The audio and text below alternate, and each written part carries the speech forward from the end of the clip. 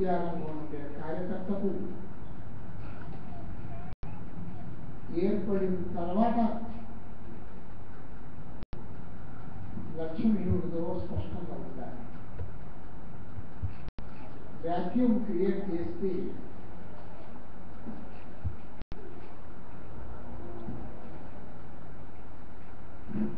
తమ స్వార్థ ప్రయోజనాలు ఆ గ్యాప్ను పూర్తి చేసే ప్రయత్నం చేస్తారు. కాబట్టి ఉద్యమానికి సారథ్యం వహించే మనుషుల లోపల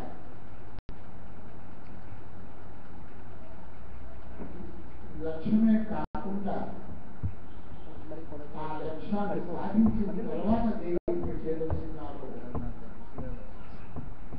ఆ అవగాహన ఉండవలసిన అవసరం మాత్రమే అనుకుంటాను. దానికి వీర కుమార్ గారు తన పాత్రను వహిస్తున్నందుకు వారికి అభినందనలు.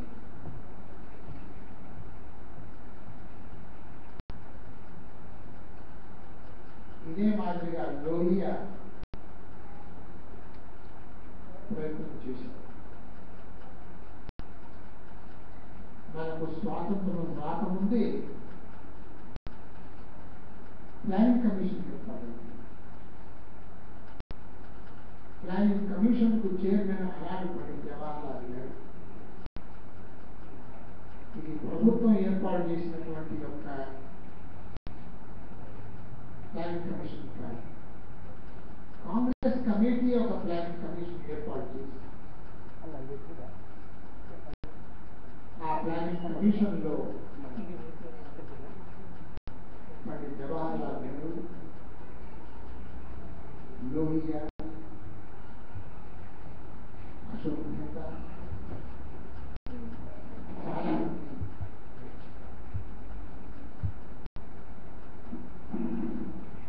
చాలా మంది మేధావులు ఉండేది. కాబట్టి ఆ సంస్థాపనాన్ని పాటిస్తూ ఈనాడు వీర కుమార్ గారు ఆ ప్రయత్నం చేస్తున్నందుకు వారికి అభినందనలు. గత 60 సంవత్సరాల లోపల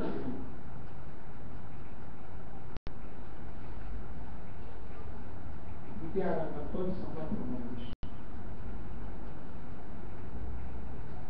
నాకున్నటువంటి అడ్వాంటేజ్ ఏమిటంటే మీ అందరికన్నా మొదలు పుట్టడమే నా యొక్క అదృష్టం. అంతేకాకుండా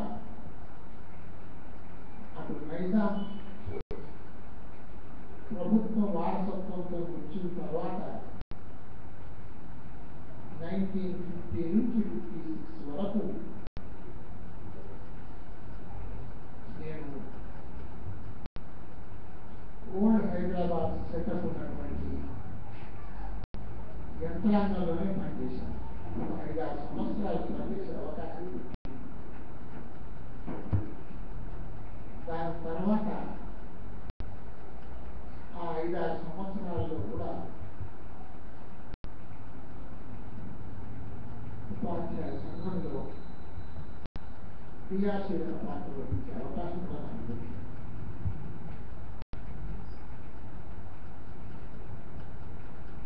నేను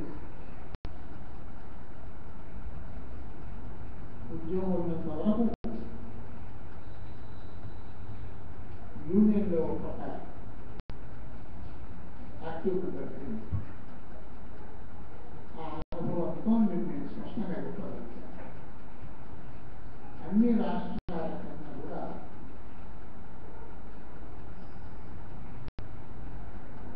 ఆంధ్రప్రదేశ్లో ఒక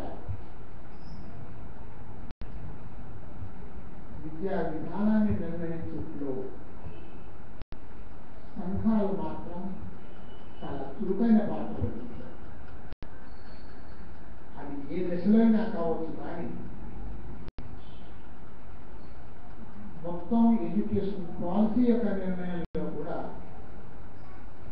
చాలా చురుకైన పాత్ర వహించాలని మీకు మనం చేస్తుంది. ఓల్డ్ హైదరాబాద్ స్టేట్లో ఉన్నాను కాబట్టి ఎవరైనా నన్ను అడిగితే మీ ఎడ్యుకేషన్ పాలసీ ఏమిటి అని అడిగితే నేను స్పష్టంగా చెప్పగలుగుతాను. రామచంద్రరావు గారి యొక్క హయాంలో ఏ ఎడ్యుకేషన్ పాలసీ ఉంటేనో అదే పాలసీ నుంచి నేను మొదలు పెడతామని మాత్రమే చెప్తున్నాను. మనం చేస్తున్నాను ఆ పాలసీ ఏమిటి అని మీరు అడగవచ్చు. మొదలు మన పక్కన ఉన్నటువంటి ఆంధ్ర రాష్ట్రంలో పట 2-3 మేనేజ్మెంట్స్ ఉండేవి, లోకల్ బాడీస్ ఉండేవి, ఎయిడెడ్ ఇన్స్టిట్యూషన్స్ ఉండేవి. కానీ హైదరాబాద్లో మాత్రం ఒకే మేనేజ్మెంట్, సింగిల్ మేనేజ్మెంట్. ఇది ఏ రాష్ట్రంలో లేనటువంటి యొక్క మనకు ఉన్న గొప్పతనం అదే మనం చెప్తున్నాను. హైదరాబాద్ రాష్ట్రంలో మాత్రం సింగిల్ మేనేజ్మెంట్ గల వ్యవస్థ. సింగిల్ మేనేజ్మెంట్ అంటే అది ఎయిడెడ్ ఇన్స్టిట్యూషన్స్ కొన్ని ఉన్నా కానీ ఎక్కువ భాగం సర్కారీ స్కూల్సే ఉంది. ఇవాళ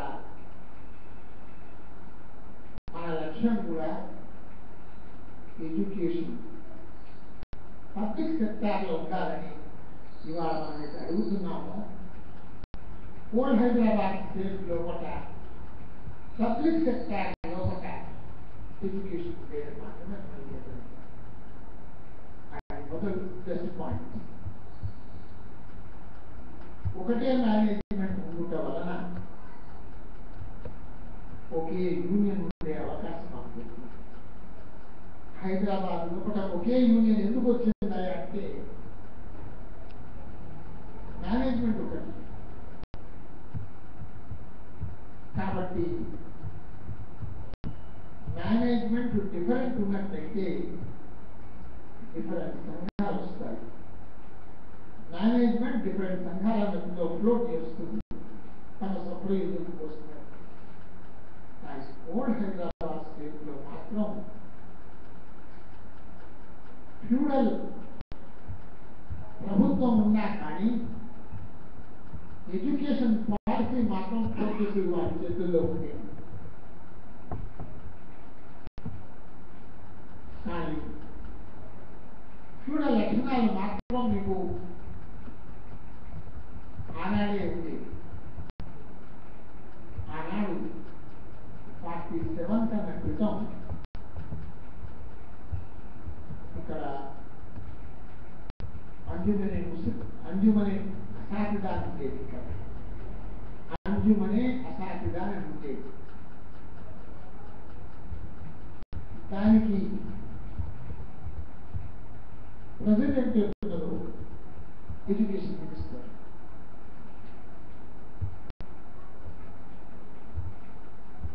అతను నియమించిన అతనే కార్యకర్తగా ఉండేది, జనరల్ సెక్రటరీగా. చాలా మంది ఆనాడు ముస్లింస్ అయినా ఈ పద్ధతికి వ్యతిరేకంగా పోరాడినటువంటి కాంగ్రెస్. అది చాలా గొప్ప విషయం. అంటే 1947 కన్నా క్రితమే ఇత్తెహాదుల్ ముస్లిమీన్ అన్న ఇత్తెహాదుల్ అసాత్లా లోపలనే 2 వర్గాలు వచ్చాయి. ఉపాధ్యాయుల సంఘానికి మినిస్టర్ ఉండకూడదు, ఎన్నికతోనే అతనికి కావాలనేటువంటి భావన. అది మొదటి. కాబట్టి ఇక్కడ ఉపాధ్యాయుల సంఘాలకు ప్రోగ్రెసివ్ ఎలిమెంట్ వారసత్వంలో వచ్చిందని మనకి అది చాలా ప్రధానం. రెండవది కామన్ ఎడ్యుకేషన్ సిస్టమ్ ఉంది. ఒకే మేనేజ్మెంట్ ఉండటం వలన కామన్ ఎడ్యుకేషన్ సిస్టమ్ ఉండేది. ఆ కామన్ ఎడ్యుకేషన్ ఎడ్యుకేషన్ సిస్టమ్ 1956 వరకు ఉండే 56 తర్వాత ఒకే యూనియన్ ఉండటం వలన ఆంధ్రప్రదేశ్ ఏర్పడంగానే ప్రధానమైన పోరాటం ఎక్కడ వచ్చిందంటే విద్యాశాఖలోనే వచ్చింది. The first battle in Andhra Pradesh was in education. ఎందుకోసం ఈ మాట చెప్తున్నానంటే ఆంధ్ర ఏరియా నుంచి వచ్చినటువంటి వారికి 4-5 మేనేజ్మెంట్స్ ఉండేవి. స్కేళ్ళు కూడా చాలా తక్కువగా ఉండేవి. ఉదాహరణకు మన దగ్గర మెట్రిక్ ట్రేడ్కు ఇప్పుడు మనం ఎస్జీబీసీ అంటున్నానే అది 45 to 90. ఆ 45 to 90 అనేది ఆంధ్ర ఏరియాలో ఉన్నటువంటి మెట్రిక్ ట్రేడ్. మా దగ్గర 81 మంది ట్రేడ్ గ్రాడ్యుయేట్ ఉన్నదో అక్కడ 85 to 175, మాది 154 to 275. అది ఖాళీగా అనుకోండి, నేను చెప్తున్నది చెప్తుందో ఇండియన్ కరెన్సీ అనమాట, కంగారు ఆ రోజుల్లో. కానీ ఎంత చేంజ్ చేసినా కానీ అక్కడ ట్రేడ్ అయితేనే ఉద్యోగంలో తీసుకునేది. ఇక్కడ అన్ట్రైన్ పీపుల్ కూడా ఉద్యోగంలో తీసుకునే అలవాటు ఉండేది. ట్రైనింగ్ అన్ట్రైన్ పీపుల్ ఒక 5-6 సంవత్సరాలు చెప్పిన తర్వాత ప్రభుత్వ ఖర్చు పైన ట్రైనింగ్ పంపించేది. ఇక్కడ సాంప్రదాయం ఎందుకోసం అంటే టీచర్ ట్రైనింగ్ వెళ్ళక ముందు తరగతి గది యొక్క అనుభవం ఉంటేనే ఆ ట్రైనింగ్ యొక్క సారాంశం దానికి బట్టి పడుతుంది. కానీ ఇన్ సర్వీస్లో ఉన్నటువంటి ఎంత లాభం ఉండదో, ప్రెషర్ చెప్తుందో అంత ఉపయోగం ఉండదు అని మా యొక్క భావన. ఇది కన్విక్షన్. కాబట్టి స్పష్టంగా టీచర్ కావాలంటే అన్ట్రైన్ టీచర్ కొంతకాలంగా పనిచేస్తేనే అతను టీచింగ్లో ఉన్నటువంటి రిడిమెంట్స్ అర్థం చేసుకోగలుగుతారని ఆనాడు ఉండే పరిస్థితి. మరి అతనికి ఏమి చేయాలంటే అక్కడ ఇచ్చింది 26 to 40, మా దగ్గర ఇచ్చింది 40 to 90. అంటే ఈ విధంగా మీరు చూసినట్లయితే స్పష్టంగా స్కేళ్లలో తేడా కనబడుతుంది. స్కేళ్లలో తేడా కనబడుతున్నది. కాబట్టి ఆంధ్రప్రదేశ్ ఏర్పడిన తర్వాత ఇంటిగ్రేషన్ చేయాలని పడ్డారు. ఇంటిగ్రేషన్ చేస్తే పర్వాలేదు, ఇక్కడ ఉన్నటువంటి మంచి యొక్క విషయాలు తీసుకొని ఇన్కార్పొరేట్ చేస్తే మేము సంతోషించేవారు. కానీ ఇన్కార్పొరేట్ చేసేటప్పుడు చెయ్యకుండా తమ దగ్గర ఉన్నటువంటి యొక్క పద్ధతిని ఇక్కడ రూపారు. ఫస్ట్ ఏమంటే ఈ వృద్ధుల్లో ఒక దెబ్బతిన్నది ఎవరంటే ఎడ్యుకేషన్ డిపార్ట్మెంట్. వాళ్ళు అన్నారు కదా అంటే రేపటి నుంచి ట్రైన్ గ్రాడ్యుయేట్కు 154 to 275 కాదు, 85 to 175 వస్తారు అని చెప్తారు. అంటే మా గతి ఏమి లేదని విషయం ఎంత ఎప్పటికీ ఒకసారి ఆలోచించారు. అదేవిధంగా మెట్రిక్ ట్రేడ్ కూడా ఏ స్కేల్ వస్తుందో చెప్తారంటే నాకు తెలియదు. కాబట్టి స్కేల్ యొక్క ఆకర్షణ స్కేల్ ఎక్కువగా ఉండటం వలన, అక్కడ స్కేల్ యొక్క తక్కువగా ఉండటం వలన ఇక్కడ అదే స్కూల్ రుజువు దానికోసం ప్రయత్నించింది. Major reason for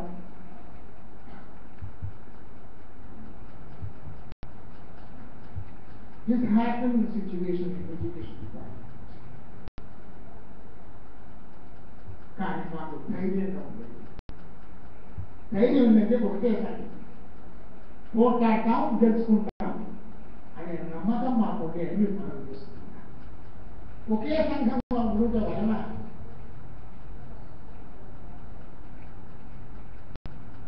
Sanjeev Reddy గారి గవర్నమెంట్ను వణికించే పరిస్థితులు మేము ఉంది అని పనిచేస్తాం. ఇది 59లో జరిగిన విషయం నేను చెప్తున్నాను. నేను 59 లోపల వరకు మాకు చాలా బలమైన నాయకత్వం వచ్చేసింది. ఎందుకంటే మాకు మా స్త్రీలకు దెబ్బ రాకపోతున్న విషయం నాకు తెలిసింది. మేము కలిసి ఉంటేనే బతకగలుగుతాం అనే విషయం తెలిసింది. తెలిసి మేము సెంట్రల్ గవర్నమెంట్ వరకు పోయాం. హోమ్ మినిస్ట్రీ వరకు పోయాం. హోమ్ మినిస్ట్రీ వరకు పోయి ఇంటిగ్రేషన్ కు లేక స్టేట్ రీఆర్గనైజేషన్ కు కారణం హోమ్ మినిస్ట్రీ కాబట్టి మాకు రేపు ఈ ఆంధ్రప్రదేశ్ గవర్నమెంట్ లో మాకు నష్టం జరగబోతున్నది. మమ్మల్ని రక్షించాల్సిన బాధ్యత కేంద్ర ప్రభుత్వానికి ఉన్నది అని మేము సెంట్రల్ గవర్నమెంట్ దగ్గర అంటే ఆనాడు సెంట్రల్ గవర్నమెంట్ జోక్యం తీసుకోక తప్పలేదు అని చెప్తున్నారు. ఎందుకోసం అంటే ఇది సింగిల్ మేము చేయకపోయింది. 59లో మా పరిస్థితి చెప్తుంటే చాలా గొప్ప. నేను కూడా రామ్లాల్ గారు మాకు డైరెక్టర్ 59లో కూడా మేము మాకు భయం ఉన్నదని మేము కాన్ఫరెన్స్ చేశాం. విలేజ్ వర్క్ పట్టాభిరామారావు గారు ఎడ్యుకేషన్ మినిస్టర్ డైరెక్టర్ ఆర్డర్ ఇచ్చారు. 19లో ఇచ్చారు. The director is instructed not to attend the conference of the teachers organization which has given a call for this year. అప్పుడు రామ్లాల్ గారు కాంటాక్ట్ అయితే wherever there is a teacher, the director has to be present at the class. 3 రోజులు conference లో కూర్చున్నారు. వచ్చాక కూర్చుండే కాకుండా పట్టాభిరామారావు స్పష్టంగా జవాబు చెప్పారు. డైరెక్టర్కు ఉపాధ్యాయుల సమస్యలు తెలియకుంటే అతను విద్యా రంగానికి నిర్వహించలేదు. This was the temperament of the officer at the time. దాంతో ఇప్పుడు ఈ యొక్క వైఖరి సెంట్రల్ గవర్నమెంట్ ఈ గవర్నమెంట్ చూసుకున్నది. ఆంధ్రప్రదేశ్ గవర్నమెంట్ వీళ్ళు మమ్మల్నే లెక్క చేసుకోలేదు. ఇంత స్ట్రాంగ్ యూనియన్ అయిపోయింది. బ్రాంచెస్ అంటే ఆర్గనైజేషన్ గా చాలా బలంగా ఉన్నది. ఒకటే సంఘం. అదే ఆంధ్ర ఏరియాలో చూస్తే స్టేట్ టీచర్స్ నాకు దగ్గర సంబంధం కాబట్టి ఆ లోపల చెప్తున్నాను. స్ట్రైక్ నోటీస్ ఇచ్చిన తర్వాత 27 ఫిబ్రవరి నాడు మేము స్ట్రైక్ నోటీస్ ఇచ్చాను. ఇస్తే 26 నాడు వరకు మనం పిలవలేదు. 26 నాడు రాత్రి 12 గంటలకు ఫైల్ మమ్మల్ని ఇచ్చారు. చీఫ్ సెక్రటరీ గారు ఫైల్ ఉంది. వారు పిలిస్తే పొంగనే ఆయన ఫస్ట్ క్వశ్చన్ అడిగారు. What's the matter? ఇంతే అన్నాడు.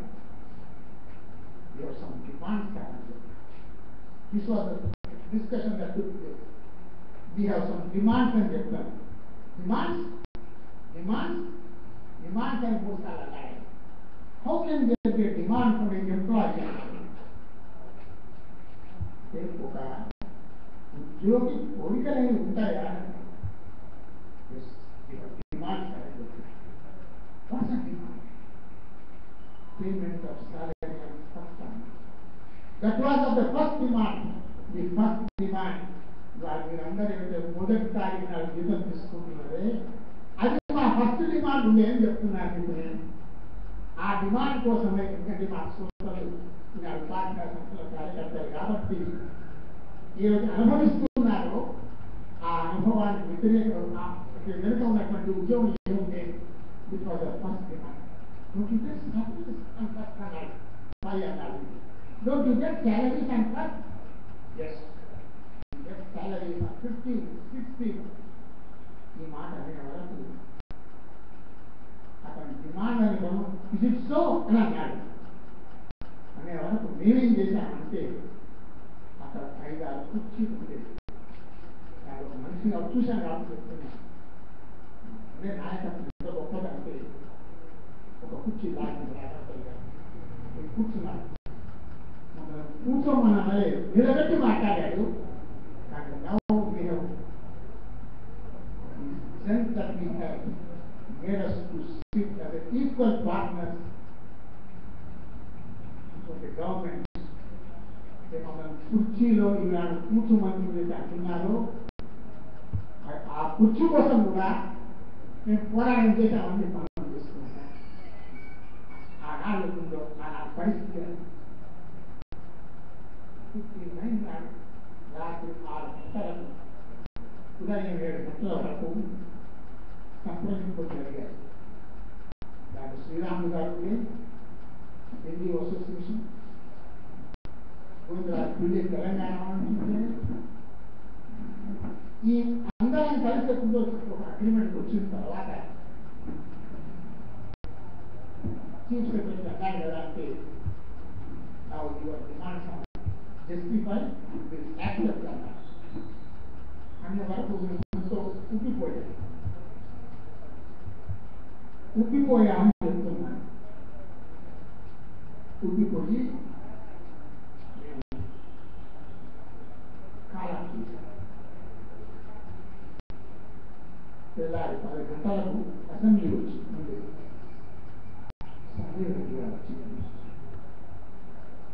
దీంట్లో అపోజిషన్ దేశమాండి ఆయన లేచి అడిగారు, మీకు ఉద్యోగస్తులలో సంప్రదింపులు జరిగారని నేను వింటున్నాను, దాని డీటెయిల్స్ చెప్పండి అని.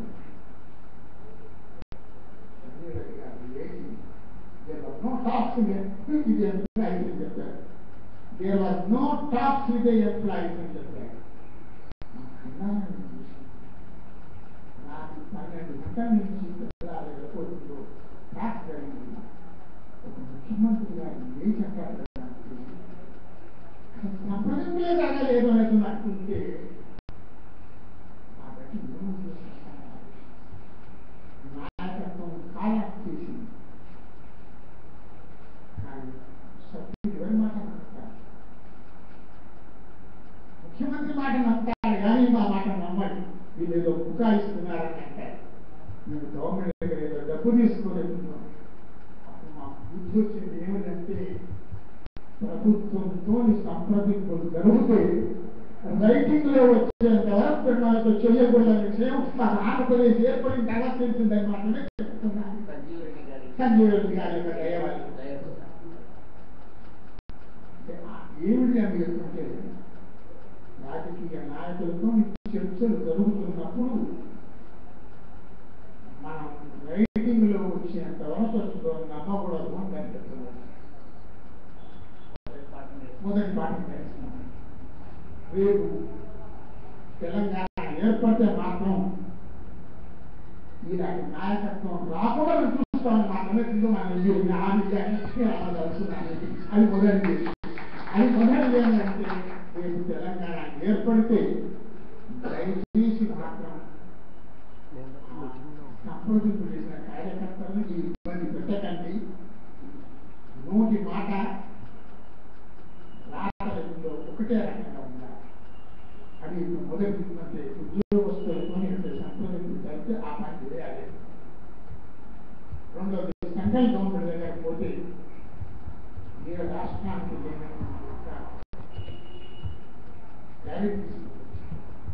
దాన్నే మనం ఏమంటే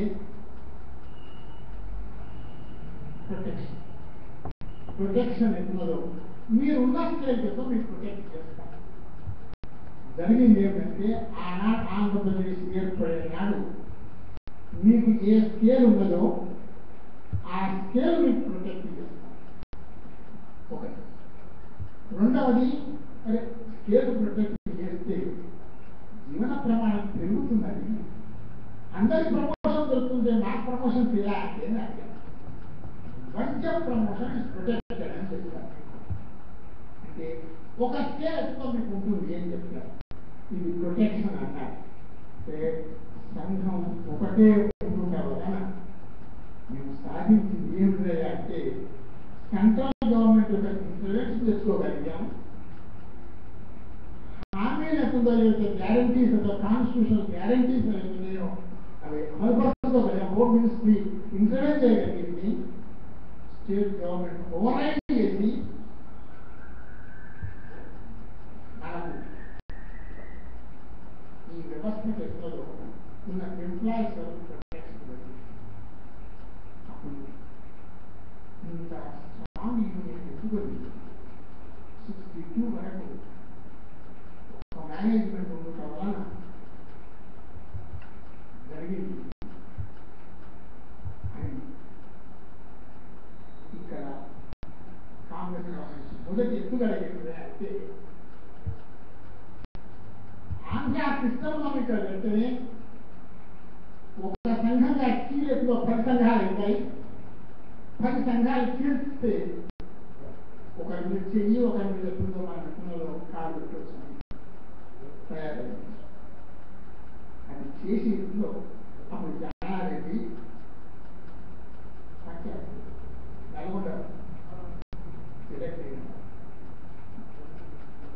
అందరూ కాసు బ్రహ్మానంద రెడ్డి గారితో ఎత్తుగా లోనయ్యి సంఘాన్ని తీర్చడానికి కోసం అది పంచాయతీరాజ్ సంఘం అన్నింటిలో పెట్టి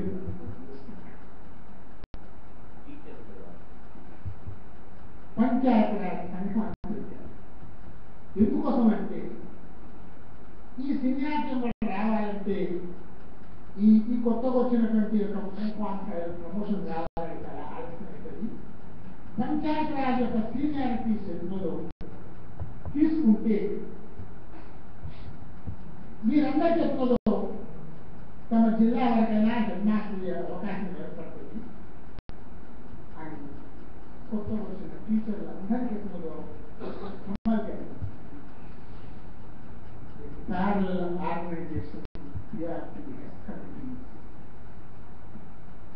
ఇది రాజకీయ ఎత్తుగడ.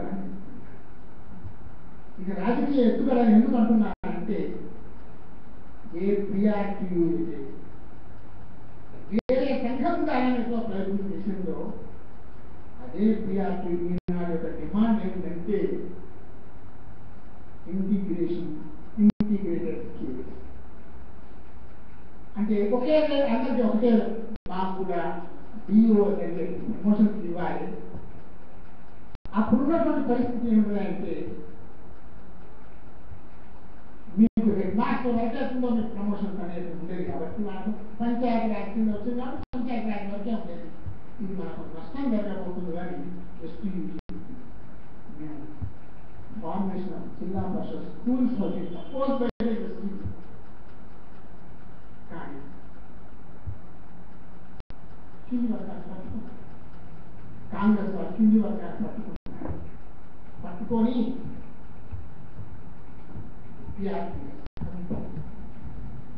దాంతో సంఘం వీక్ అవుతుంది. ఎస్టీయూ వీక్ అవుతుంది. ఎస్టీయూ వీక్ అయిన కొద్దీ అది సంఘం యొక్క గౌరవం కూడా తక్కువ అవుతుంది. దానివల్ల మనకు ఏ పొలిటికల్ హోల్డ్ అయితే వచ్చిందో కమ్యూనిస్ట్ గారు పోయే హోల్డ్ అయితే వచ్చిందో ఆనాటి నుంచి ఎప్పుడో స్కేల్ పైన పోయి 2 సంఘాలు తయారయ్యాయి. ఈ సంఘం తయారు మీకు ఆంధ్రప్రదేశ్ యొక్క అదే కాకుండా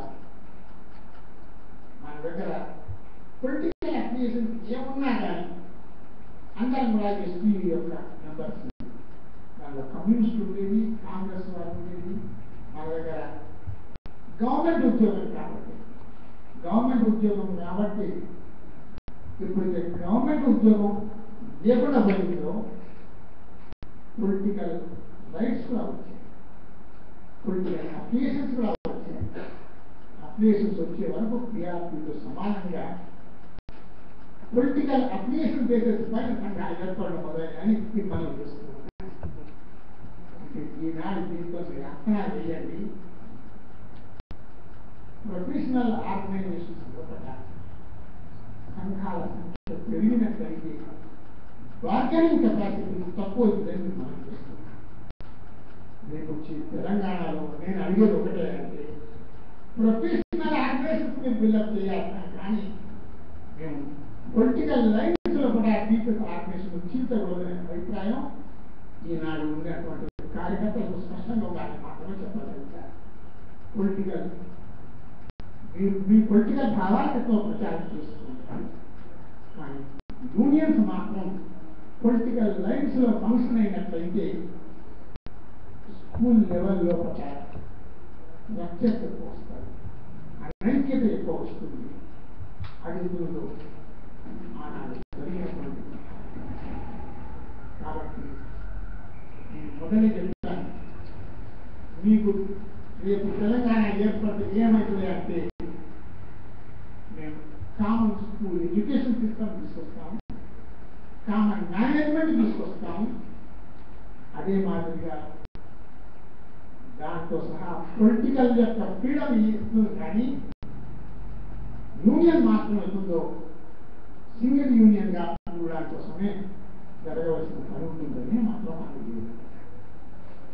ఇది రెండవది. కేవలం మీరు సర్వీస్ కండిషన్ దృష్టిలో పెట్టుకునైనా సంఘాలు నడిపించేది. ఏ రాష్ట్రంలో లేనటువంటి యొక్క అకాడమిక్ డిస్కషన్ లో దీనిలో జరిగాయి. కొఠారి కమిషన్ వచ్చిన తర్వాత కొఠారి కమిషన్ మీద ఊరికే అవగాహన ఉండేది. ఒకటి రమేషన్ ఫైనాన్స్ సెక్రటరీ, రెండవది Rajagopal director of school education అన్నాడు, మూడవది president of the teachers union రాకపోతారు. Authorities on Kothari commission. ఏ కమిషన్ న్యాయాన్ని సమానం చెప్పున్నదో దీంతో నేను యూనియన్ కార్యకర్తలందరినీ కూడా కోరేది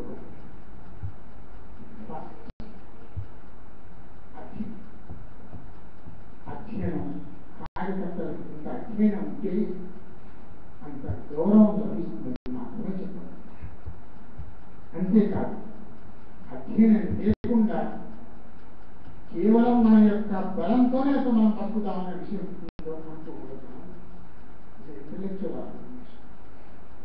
We can impress the professional competence. Professional competence అని ఎప్పుడైతే అంటున్నాను నేను, he must be a good teacher. నేను మొత్తం స్పష్టంగా చెప్తున్నాను, ఏ టీచర్స్ నేను వర్కర్, ఏ గుడ్ టీచర్. సమాజం ఎప్పుడుగా నువ్వు నీ సంఘానికి ఏం చేస్తున్నావు చూడదు, నువ్వు సమాజానికి ఎస్టీయు గొప్ప ఆర్గనైజేషన్ ఉండడానికి కారణం ఏంటి అంటే the office bearers of the union also teachers admire by the society. నేను కరీంనగర్ చూసుకుంటే ఈనాడు Rajanna very good man. Tirupati Reddy నేను పేర్లతో సహా చెప్పగలుగుతాను, ఏ సమితిలో కూడా ఎవరెవరు ఉండిలో చెప్పగలుగుతాను. వరంగల్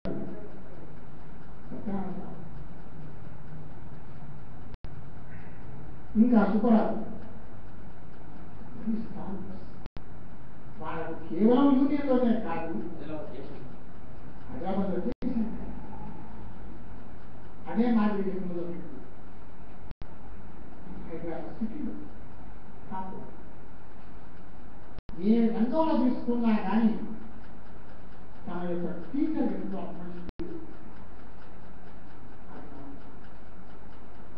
టీచర్ యొక్క రంగంలో మనకు పేరు లేకపోతే మన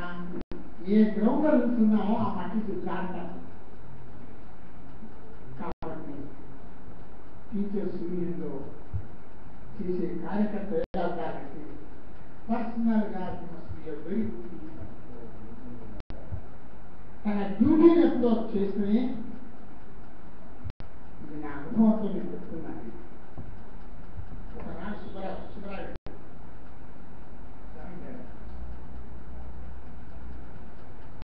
జాయింట్ డైరెక్టర్ అని జరిగిన డిస్కషన్ చెప్తున్నారు. మా స్థాయి ఏముండదు, చాలా చిన్న మనుషులనే కావచ్చు. నేను మాకు వాగ్దానం చేశాను, అయ్యా ఫలానా నాడు మేము రెగ్యులరైజ్ టీచర్స్ లిస్ట్ పెడతామన్నాను. ఆ డేట్ నాడు గవర్నమెంట్ పెట్టాలి. ఆ డేట్ నాడే నేను పిల్లల తర్వాత నేను అక్కడికి వెళ్ళాను. సుబ్బరాయుడు పెట్టాను. ఏమంటే మీరు ఫలానా డేట్ నాడు ఇస్తామని చెప్పాను, ఇవ్వలేదండి అని. అది అట్లా ఉంచు, నువ్వు అసలు స్కూల్ పోయి వచ్చావా? ఇది మొదలు అడిగిన nothing to do. I have come here as a representative of the teachers. You are the representatives of the government. Here we are both are people. నేను బయట పోయినా పోలేదా అని విషయం లేకుందో నన్ను చర్చించేటటువంటి అధికారం లేదు. You are the principal. Whether if I am absent, that will be reported to the principal. But you have nothing to do with me. నువ్వు ఆ ప్రశ్న వేసేసిన అధికారం లేదు అని చెప్తాను.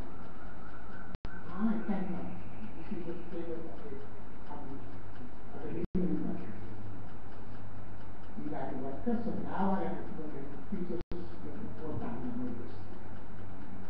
దయచేసి మాత్రం మనం direction of our duties professional అనవచ్చు. దానివల్ల ఏమైతుంది అని అనవచ్చు. మీరు సమాజం మనం గౌరవించుకోవాలి. సమాజ ఆదరణ తక్కువైనట్లయితే సంఘానికి గౌరవం ఉండదు. ఈనాడు నేను ఎమ్మెల్సీ అయ్యాను. నేను స్పష్టంగా చెప్తున్నాను, నిజంగా నేను as a teacher I command a good respect. But as a MLC I good man. ఆయన లుక్ డౌన్ చెప్తున్నాను. ఆయన ఏమనుకుంటారంటే ఇక తప్పులు చేసిన మనుషుల దగ్గర వకాల్తనాన్ని తీసుకొచ్చిన మనిషిగా చూస్తారు. That weekend organisation. కాబట్టి నా తోటి మిత్రులందరూ నేను ఒకటే కోరి, you want to strengthen the organisation, have a people of character and the help of professional గా గ్రో కావాలంటే, ప్రొఫెషనల్ గౌరవం రావాలంటే మనకు ఆ సమాజం యొక్క గౌరవం అవసరం. ఇతరులతో మనకుండే తేడా అదే. ఇతరులతో ఇతర ఉద్యోగస్తులకు సర్వీస్ కాండక్ట్ రూల్స్ ఉంటాయి. అక్కడ హెరార్కియల్ సిస్టమ్ ఉన్నది కాబట్టి టీచర్కు హెరార్కియల్ సిస్టమ్ ఉండదు. క్లాసుకు పోయిందంటే వాడే రాదు. No principal can interfere in that. కానీ your master is a student. And if you are not prepared well, నువ్వు బాగా చదువు చెప్పకపోతే ఆ పిల్లవాడు ఆ 4 ఎత్తులలో బయటికి పోయి ఎదుగులో అంత పట్టి కొట్టున్నాను అని చెప్తాను. అంత పంటి కొట్టుగా సారా అని చెప్తాను. దాంతో మన సమాజం యొక్క ఆదరణ అవుతుందని నాకు తెలుసు. ఇదే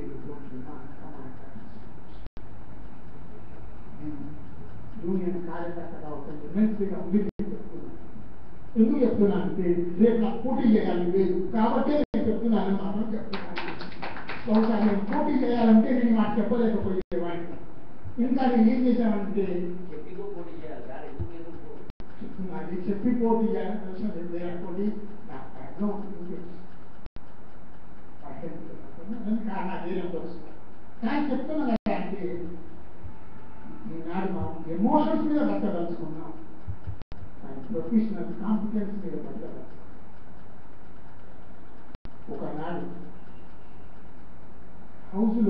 అది కూడా రాశాను, ఒక ఆర్టికల్ రాశాను హౌస్లో. నేను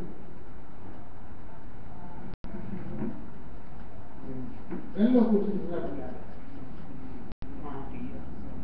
రఘువీరారెడ్డి గారు అన్నారు, రఘువీరారెడ్డి గారు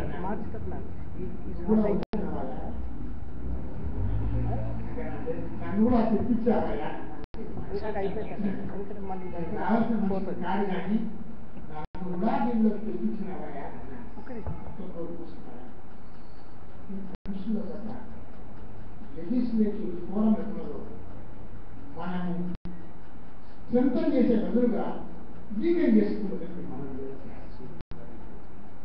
అది ఎప్పుడు పనికి వస్తుందంటే ఎన్ఎల్పీ ఎట్లో అంటే యాజ్ ఎ టీచర్ ఎట్లో I have refugees. I have a different character. Then the teacher emergencies have a different respect. You also behave like some other legislator. We were just అయిపోయినామండి, నువ్వు చేయకపోతానే కోరుతున్నావు రాజకీయ నాయకులు అంటున్నారు అని చెప్తున్నారు. కాబట్టి దయచేసి మాత్రం ఆప్షన్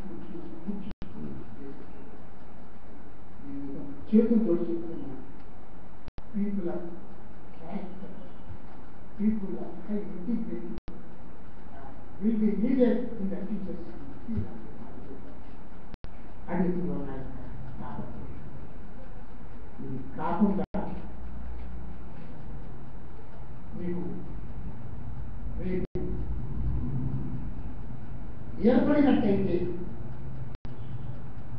తెలంగాణ ఏర్పడితే teacher must have a participation in all the activities, curricular activities. Curriculum పేమెంట్లో అతనికి భాగస్వామి కావాలి, పెడగాదిలో అతనికి భాగస్వామి కావాలి, ఎగ్జామినేషన్లో అతని అసెస్మెంట్లో భాగస్వామి కావాలి. He will be a democratic participant in education process. అది కావాలనుకుందో